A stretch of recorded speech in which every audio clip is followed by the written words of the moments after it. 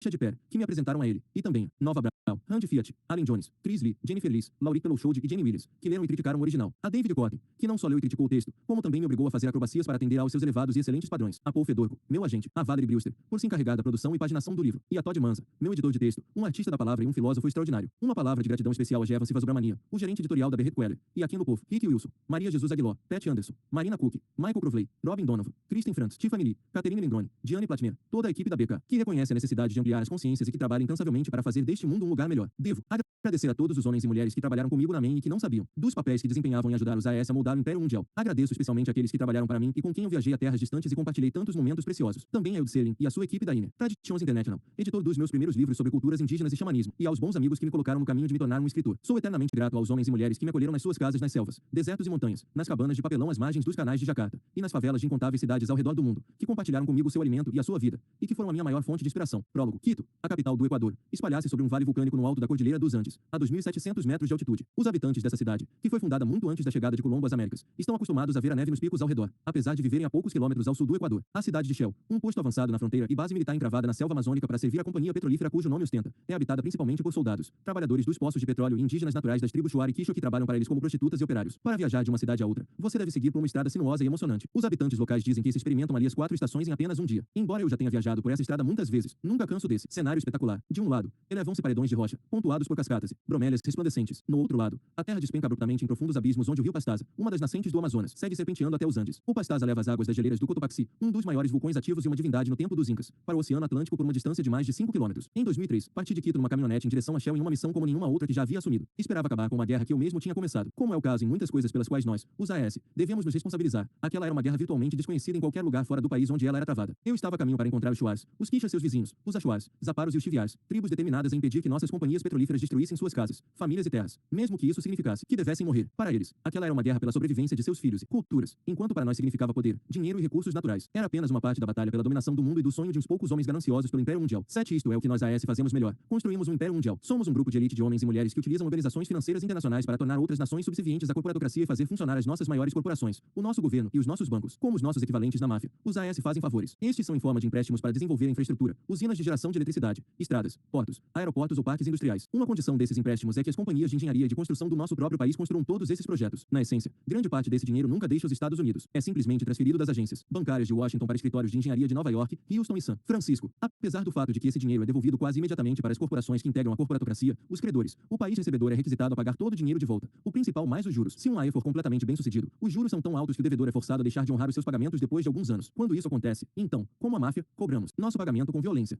Isso inclui uma ou mais formas como controle sobre os votos na Organização das Nações Unidas, a instalação de bases militares ou o acesso a preciosos recursos como o petróleo ou o Canal do Panamá. E claro que o devedor ainda continua nos devendo dinheiro. E assim outro país é agregado ao nosso Império Mundial. Dirigindo de Quito para Shell em um ensolarado dia de 2003, eu me lembrei de 35 anos antes quando cheguei pela primeira vez a essa parte do mundo. Eu tinha lido que, embora o Equador seja apenas do tamanho do estado de Nevada, ele tem mais de 30 vulcões ativos, mais de 15% das espécies de pássaros do mundo e milhares de plantas ainda não classificadas, e que é uma terra de diversas culturas onde muitas pessoas falam idiomas indígenas antigos além do espanhol. Eu achei o país fascinante e sem dúvida exótico. Ainda assim, as palavras que voltavam à minha mente no momento eram puras, intocável e inocente. Muita coisa mudou nesses 35 anos. Em 1968, por ocasião da minha primeira viagem, a Texaco Cabarade, descobri petróleo na região amazônica do Equador. Hoje, o petróleo é responsável por cerca da metade das exportações do país. O oleoduto transandino construído pouco tempo depois da minha primeira viagem vazou mais de meio milhão de barris de petróleo através da floresta, 2 vezes mais do que o montante despejado no mar pelo navio Valdez da Exxon. Hoje, um novo oleoduto de 480 quilômetros e de 1,3 bilhões de dólares, construído por um consórcio organizado pelos AS, promete transformar o Equador num dos 10 maiores fornecedores de petróleo para os Estados Unidos em todo o mundo. Grandes áreas de floresta tropical foram derrubadas, arais e jaguares desapareceram, 3 culturas indígenas foram levadas à beira colapso e rios 9 primitivos transformaram-se em flamejantes fosses sanitárias. Durante esse mesmo período, as culturas indígenas começaram a reagir. Por exemplo, em 7 de maio de 2003, um grupo de advogados americanos representando mais de 30 mil índios equatorianos entraram com uma ação judicial de R$ bilhão